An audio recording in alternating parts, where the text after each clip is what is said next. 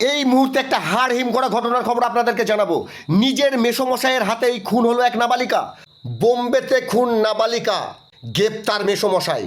উত্তর 24 পরগনার বসিরহাট মহকুমার স্বরূপনগর থানার গোবিন্দপুর গ্রাম পঞ্চায়েতের পান্তাপাড়ার মফিজুল শেখ দীর্ঘদিন পরিবার নিয়ে দীর্ঘ 9 বছর মুম্বাইয়ের পারমেল এলাকায় একটি বেসরকারি কোম্পানিতে কাজ করত। সাথে থাকতো স্ত্রী, যে লোকের বাড়িতে পরিচারিকার কাজ করত, এবং 17 বছরের তামান্না শেখ সেই স্কুলে পড়তো। জানা যায় 19শে সেপ্টেম্বর শুক্রবার সকাল 11টা নাগাদ 17 বছরের মাধ্যমিক পরীক্ষার্থী তামান্না একা বাড়িতে ছিল। সেই সময় তার নিজের মেসোমশাই আয়ুব মিস্ত্রি হঠাৎ ঘরে ঢুকে পড়ে এবং আচমকা প্রেসার কুকার দিয়ে তার পেছন দিকে সজোরে বাড়ি মারে। তারপর ধারালো অস্ত্র দিয়ে গলার নলি কেটে দেয়। তামান্নাকে খুন করে তারপরেই পালিয়ে যায় অভিযুক্ত আয়ুব। এরপর বিকেল 5টা নাগাদ তামান্নার পরিবার বাড়িতে ফিরে দেখে তামান্নার নিথর দেহ। সঙ্গে সঙ্গে খবর দেওয়া হয় পারমেল থানায়। এই ঘটনার পর তামান্নার মৃতদেহ উদ্ধার করে তদন্ত শুরু করে পারমেল টলঞ্জা থানার পুলিশ। তামান্নাকে খুন করে তারপর পালিয়ে যায় অভিযুক্ত আয়ুব।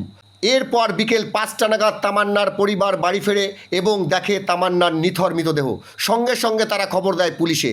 মুম্বাইয়ের পারমেল টলজা থানার পুলিশ ঘটনাস্থলে এসে পৌঁছায়, মৃতদেহ উদ্ধার করে এবং তারা তদন্তে নামে। গতকাল শনিবার আয়ুব মিস্ত্রিকে গ্রেপ্তার করে টলজা থানার পুলিশ। জানা যায় যে সবটাই স্বীকার করে নিয়েছে আয়ুব মিস্ত্রি। পরিবার সূত্রে আরও জানা যায়, ধৃত মেসো আয়ুব মিস্ত্রি বাড়ি বসিরহাটের মাটিয়া থানার ঘোড়ার আশ এলাকায়। এখন প্রশ্ন উঠছে, তাহলে কি কোনো অবৈধ সম্পর্ক দেখে ফেলেছিল, না এর পেছনে অন্য কোনো ঘটনা লুকিয়ে রয়েছে? ইতিমধ্যেই তাকে হেফাজতে নিয়ে তদন্ত শুরু করেছে পুলিশ। একটু বলেন।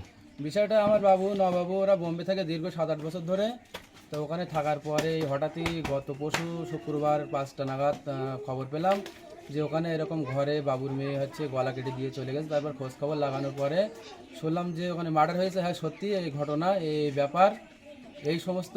কে করেছে মার্ডার? কে করেছে? ওর বড় খালু, নাম? বাড়ি বসিরহাট, আয়ুব মিস্ত্রি নাম।